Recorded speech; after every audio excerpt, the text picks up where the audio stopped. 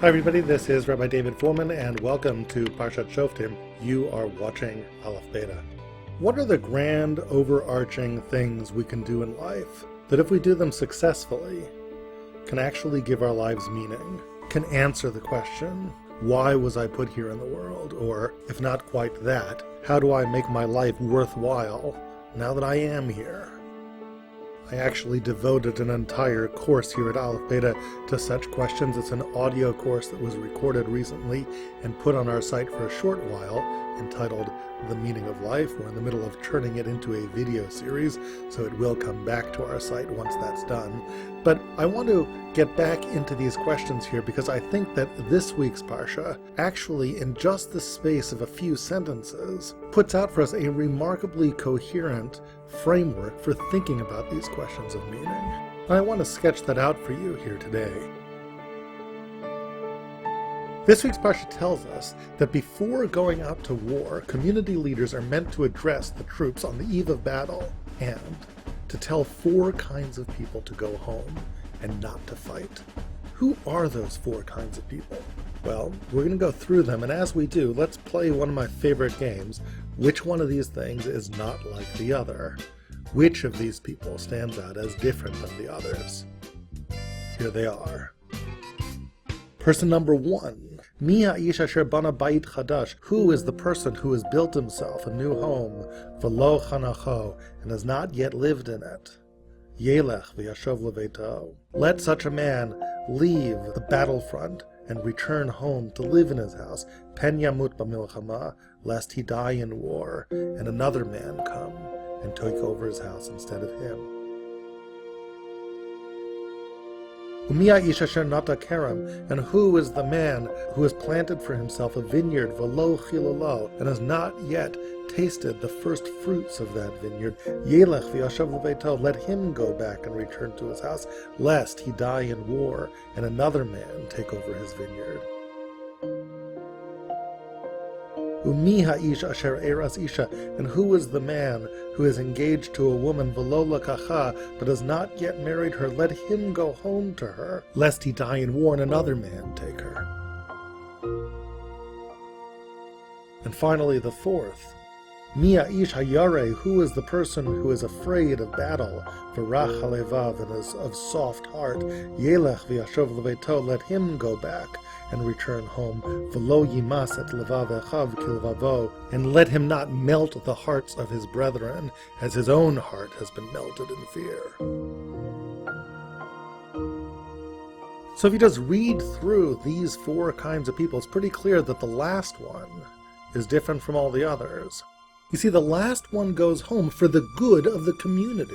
Here's this guy, he's cowardly, he's scared, and we don't want the other troops to be just as scared as he is, because cowardice is infectious. So go home because it's better for the community that way. That's what the text explicitly says.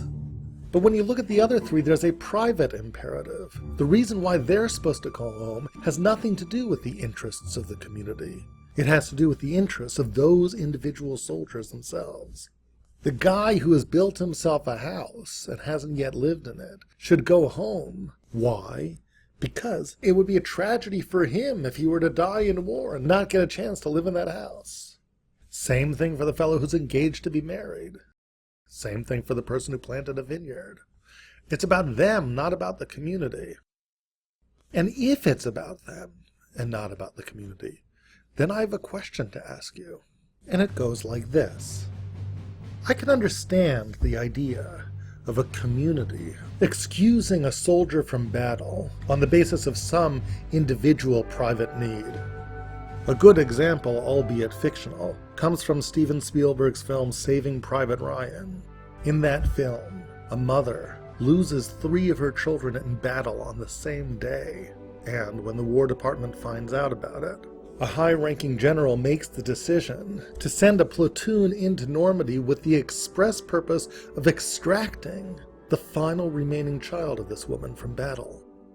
Because the last child is also a soldier, and it would be a surpassing tragedy for this woman to lose 4 children, her only 4 children, to lose every last one of them in battle. So look what you have here. This general is willing to risk the lives of other servicemen in order to do this, for that private imperative. And yet here there is a kind of logic to this. It really would be a terrible, surpassing tragedy for this mother to lose 4 of her children, to spend the next 40 years in mourning and anguish over every last one of her children having died this way. The community needs to have some understanding of individual sacrifice. It has to honor that. And sometimes the interests of the individual come first. But think about the situation here. The situation as the Torah describes it. You've got a person who's planted himself a vineyard, but hasn't gotten a chance to taste the fruits. Let him go home and taste those fruits. Why? In the words of the Torah, lest he die in battle and someone else take over his vineyard and taste those fruits. Now here's my kind of devil's advocate question here. I hate to put it so bluntly, but if he dies, then he's dead. Once you're dead, so who cares if this vineyard is around that someone else takes? He's dead. He's not even around to see that anymore. So what's the great private imperative here that is motivating the community as a whole to send these soldiers home? Or I'll put it to you another way. Death, that's like the worst thing that can happen to someone. So is it really worse if I died and I didn't get a chance to live in my house yet? It's like if death is infinity bad, so infinity plus 5, it's still infinity. Death is death. So how come these soldiers are told to go home? Evidently, the Torah doesn't see it like that. It's not like death is the ultimate infinite bad thing. The way the Torah sees it is there are worse things than death. I mean, let's face it, we're all going to die. That's just the way it is. It's not the worst thing in the world. You know what the worst thing in the world is? If you die and you were that close to achieving some sort of end goal that would have given your life meaning that could transcend death, and you didn't do it in the end because you died first, that would be a terrible tragedy. If you think about finding meaning in life, one way to think about it is using death as a kind of litmus test. Is there something you'd be willing to die for? If the answer to that is yes, then it means my own life is not just an end in and of itself, which is kind of circular because I'm just living to live, so what does it all mean anyway? No, my life stands for something. I'm willing to die for something, whatever that is. God, country, love, but there's some transcendent thing that's larger than me that I'm willing to die for. So now, even if I don't die for it, I'm living for it. I have something to live for. Which means you can also think of it this way. What is it that I'm living for, such that, were I to die, I could say my life is still meaningful because I lived for that? So if death is kind of a litmus test for meaning, then let's ask, what are those kinds of things that strike us as so meaningful that we could live for them? And I think the Torah has given us 3 of them here. 3 emblematic milestones: building a home, planting a vineyard, marrying a woman. Somehow, if you do one of these things and taste the fruits of that success, you could feel like it would be okay to die afterwards. And therefore, the Torah sends the soldier who is on the cusp of achieving one of these accomplishments home. Because when you're so close to having achieved a kind of meaning that would help you transcend death, it would be a tragedy to die and not actually have achieved it. But now let's ask this question. Where is the Torah getting these 3 things from? Is it just picking them out of a hat? Or might they come from somewhere? Where does their meaning come from? I want to suggest that the Torah itself talks about these things all the way back at the beginning of mankind itself. Back in creation, man is described as created in the image of God. God, the great creator, he creates a world, a universe, and that universe is a home for humanity. God builds a home, and the next thing God does is he plants a garden, a wonderful garden. And after that, he places man in the garden because God is there in the garden. And that way, God can relate to this man that he's created. They can both be in the garden and share that special place together. Do you see where I'm going here? God did three things in the same order that the Bible describes them here in Deuteronomy. Builds a home, the universe itself.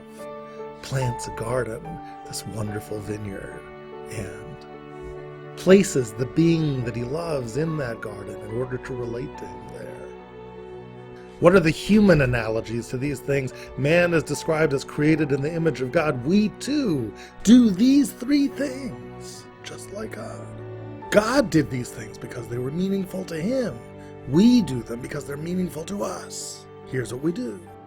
Thing number one, God created a world, a home for us. We too, we try to build, and the greatest thing that we can build, perhaps, is a home. When we achieve that milestone, it feels to us that we've achieved something ultimate, something that is an end in and of itself. We could die at that point, it would be okay. And the reason that's so is because that's how God created us. God, the ultimate creator, made us a little creator, and when we create, we feel ultimate meaning. It's our destiny. But once you have a home, that opens up a possibility. You could have a garden. A garden is a special place. A home is utilitarian. It's somewhere that you need to be because you have to have shelter. But a garden is wonderful. It's aesthetic. It's beautiful. Once you have a home, you can build a garden. And if you build a garden, you can lie back in your garden. You say, this too has ultimate meaning. If life was only for this, it would be meaningful. I could die and it would be enough somehow.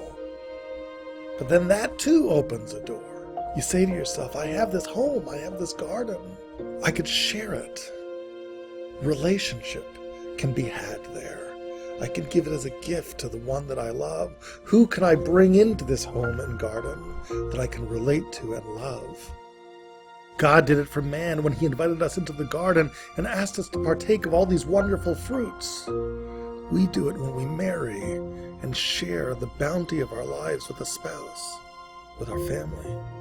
And if I do this, I've achieved a third great thing in life that seems to give life ultimate meaning. Relationship with the one that I love and the place that I've built just for them. Each alone feels meaningful enough to cheat death, but their true meaning lies in the progression of all three. One leads to two, which leads to three. And in three, in these loving relationships, we find ultimate meaning. It's true with people. When we build a home and a garden and we share with others, our wife, our family, a guest. And it's true with God. We here on this earth, we try to build a home for God. We do it collectively through this thing called the Mishkan, the tabernacle, the temple. We build that and make a home. And then we invite God in to inhabit it so we can be there connected with the one that we love.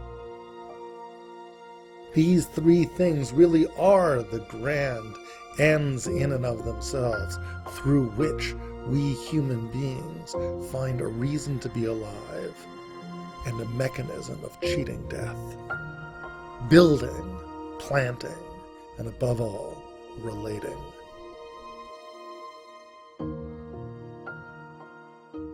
Hi YouTube, thanks for watching. Don't forget to subscribe to our channel. And for even more amazing Torah videos, check out aleph-beta.org. Just click the link below.